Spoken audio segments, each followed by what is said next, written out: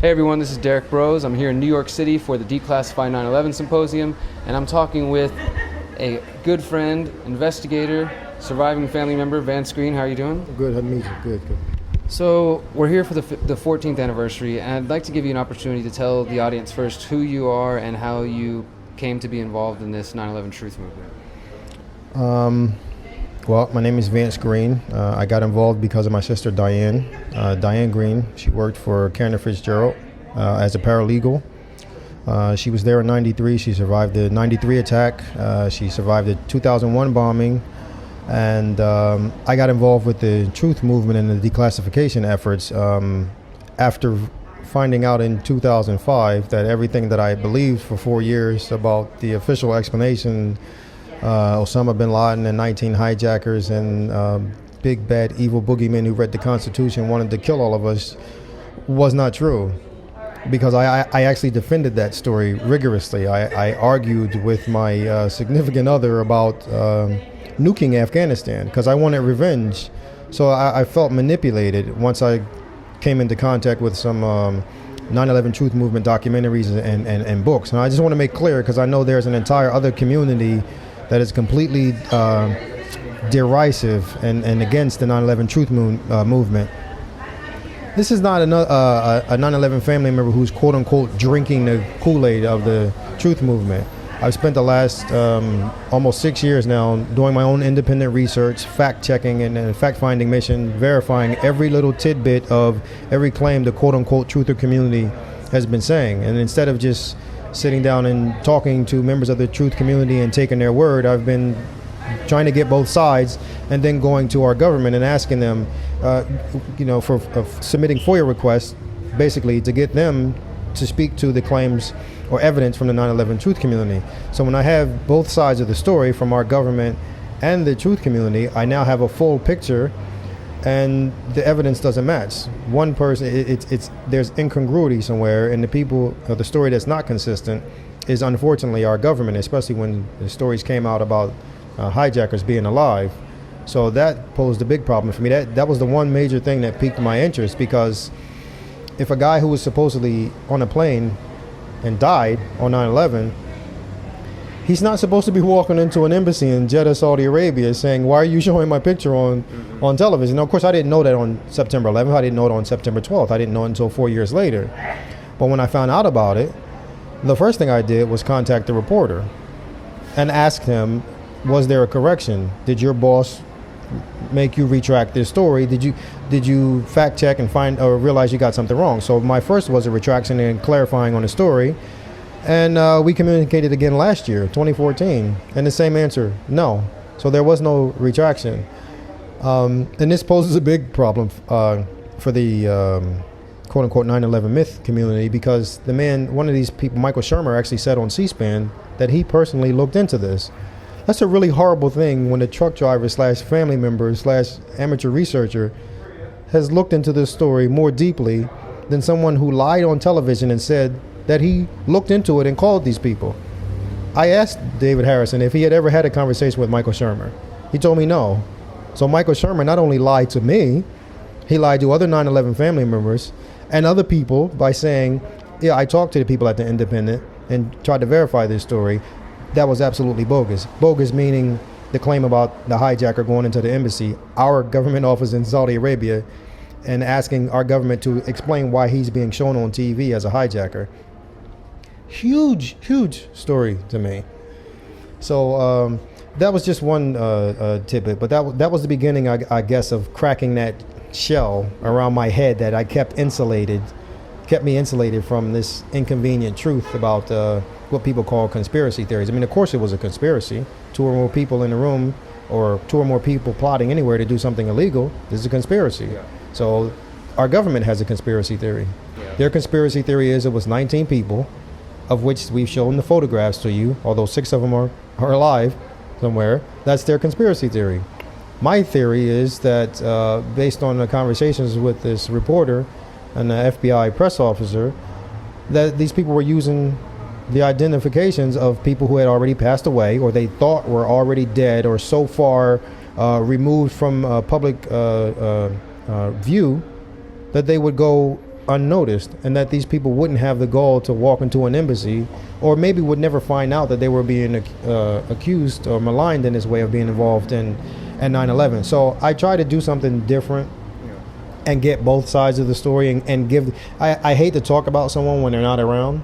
So for me to criticize the government in any way just didn't seem right to me. So I figured I'm going to give them a chance to respond before I go running around with my hair on fire screaming that the government did X, Y, and Z. I wanted to give them a chance to respond.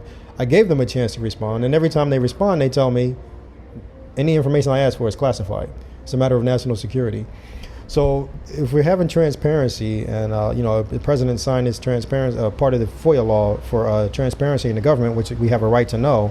If we have a right to know, then why is it classified? Why is the murder investigation classified if there are no ongoing legal investigations? And classified for 30 years. Why 30 years? I'm 43. So 30 years, we're into 14 years now. I'm pretty sure we'll find out in a couple of years that Obama extended that classification for another 25 years. So 14 years now. We're now 14 years past 9/11, 14-year commemoration. So we got another 16 years to go. I'll be 59 by then. So yeah, it's insane that the level of secrecy. There is an ongoing cover-up. You don't have to believe one version of the explanation or another. What is incontestable is that the government has classified for 30 years most of the vital information that they claim proves their argument that it was 19 hijackers. Most of that information that they say that they can prove to us in the court of law, they've classified. Yeah. I want to go into more about that. You're talking about the FOIA request, Freedom of Information Act request. Today you were part of a panel that discussed the legal side of this fight for 9/11 truth. People such as yourself and others trying to find ways to hold the government accountable. We've got a movement that does everything from pounds the pavement, passes out flyers, debates people at ground zero, to hold screenings, to filing Freedom of Information Act requests. And I think that is a huge part, the facts you're just laying out there, how much the government has classified.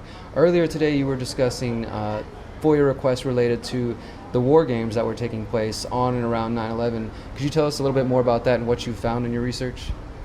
That would take at least an hour, no exaggeration. Well, just give us a rundown. Like today, you mentioned a couple of the programs that you have been able to confirm. Right. Well, most of your viewers are probably aware of the names like Vigilant Guardian, the NORAD exercise Vigilant Guardian, Global Guardian.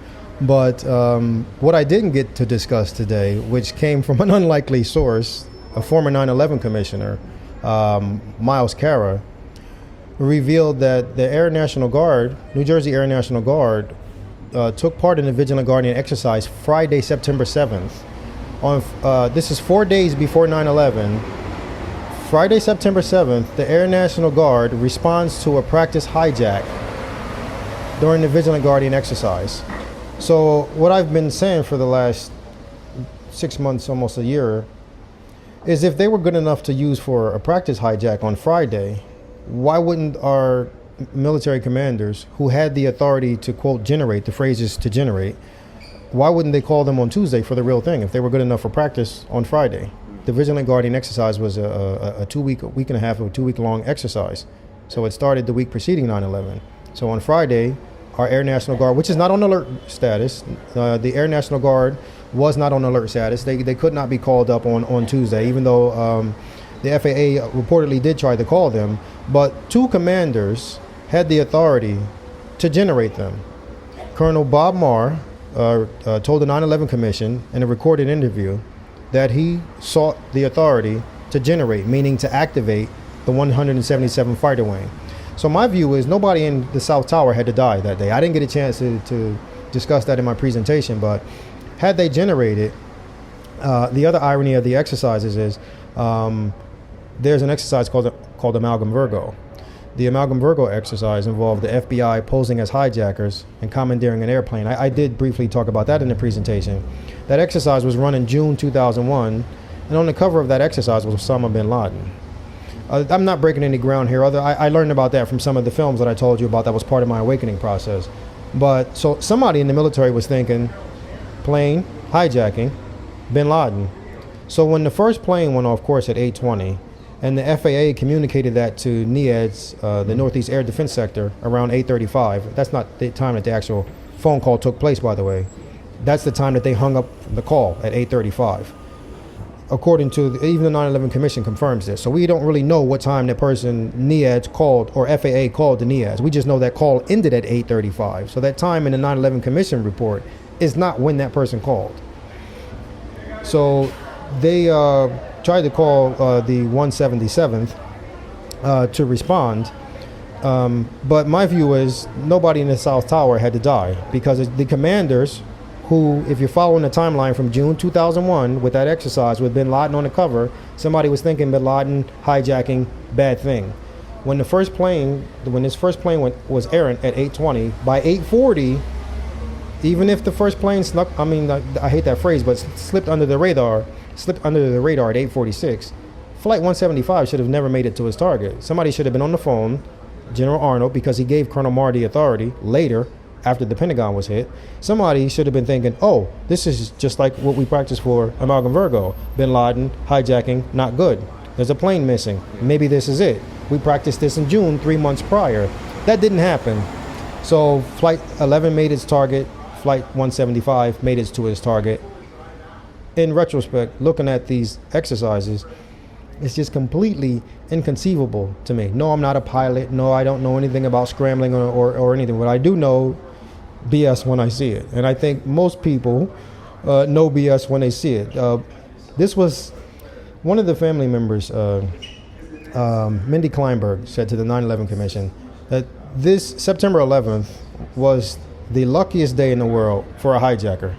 It just happened to be on a day when all of our military air defenses were preparing for military exercises. How lucky, how fortuitous for the hijackers that although we had all these extra people on duty, all these extra eyes on radar, all these extra airplanes in the sky, that none of them were able to stop these 19 men.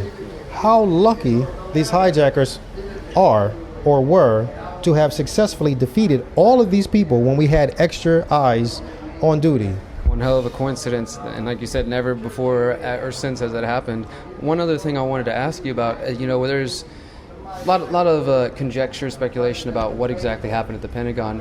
Have you had any luck with FOIA requests related to exercises at the Pentagon? We've heard rumors, I've heard some people discuss exercises that were simulating a missile being shot at the Pentagon. Did you come across any information like that? Ironically, that's not actually a rumor. It's not a rumor at all. The National Reconnaissance Office held an exercise on 9/11. Actually, it started September 5th. Again, these exercises are 1 week to 2 weeks long. The National Reconnaissance Office ran an exercise called Tapestry Gold Xebec, which means pirate ship. Xebec is Mediterranean term for pirate ship. Not that I'm smart, I only know because of the documents. And even in the Amalgam Virgo exercise, if you go through the documents, it shows a missile being launched from a cruise ship, from a freightliner. That's the Amalgam Virgo. Tapestry Gold Xebec was the same thing. It was a missile launch from a rogue freighter ship. So 2 exercises, both set to run on 9/11, both set to launch missiles. I'm not claiming that's what hit the Pentagon. I have no idea what hit the Pentagon, but the Pentagon was involved in those exercises. The Pentagon was involved in the Global Guardian exercise. We don't know to what extent, because although I have the documents, although they are publicly available, they're heavily redacted. So where it says participation, it says NMCC, National Military Command Center. What their role was, or the geography, meaning where they were flying, that live flight exercise, meaning real live military planes were flying around the United States somewhere. Where they were in America, classified. Yeah. There's a huge black dot. It looks like somebody just went through with a magic marker and went nuts on a piece of paper. So we don't know where they were flying in the United States, but we know that they were. It was a live flight exercise on 9/11. So that's not that. To answer your question, the part about the Pentagon involvement, it's not a myth anymore or a rumor, because it's in their own documents. Absolutely. Do you have plans to release the documents that you've found through FOIA requests into something comprehensive, a document or anything like this? How can we help get this information to the public? Well, my good friend Danny has been pitching that idea to me for a documentary for years, but that has never been my focus. My intent for getting those documents was to get into court. Yeah.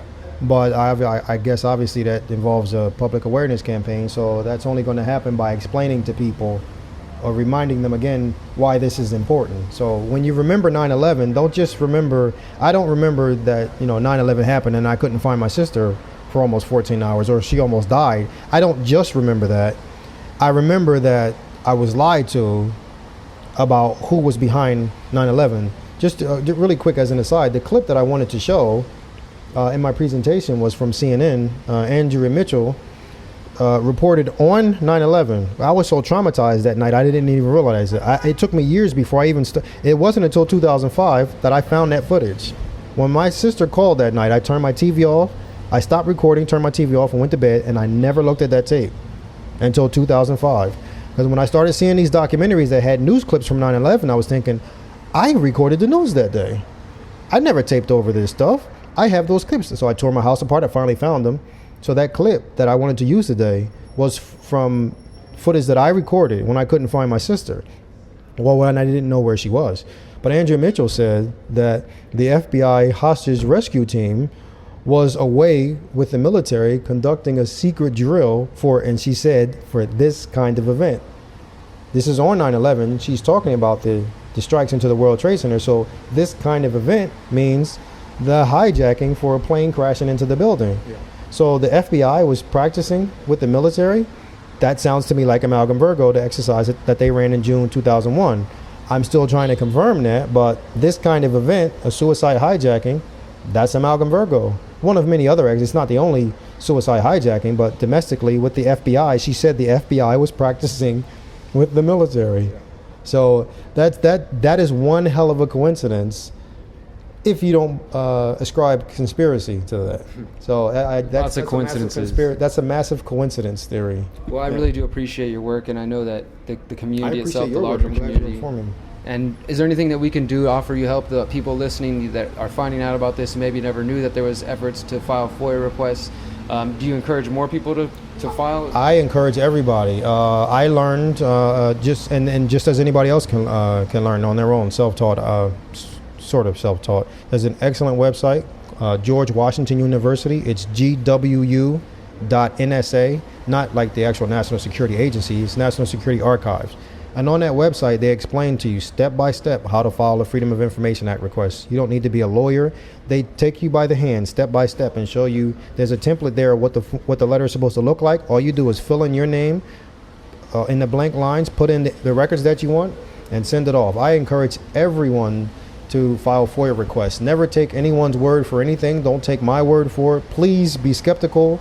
And if you ever see me anywhere, demand that I prove anything that you heard me say. I'm more than willing to do it to you. I'll flood your mailbox with every piece of information that I have. And then you can go ahead and file your own request and make sure the documents that I give you are not doctored or altered in any way. That would be awesome. But I encourage everybody to file their own FOIA requests. And from there, bring the government to court, which is my ultimate goal, to not just have this information and put it online somewhere, which would be great. But I also hope to use that information to include in exhibits for a lawsuit later down the line for at least breach of duty and some other legal things that we were discussing with the legal panel here. But I encourage everybody to file FOIA requests, because how else are you going to know fact from fiction? We got to find the truth. File a FOIA request. Keep digging. Thank you for your time. Thank you.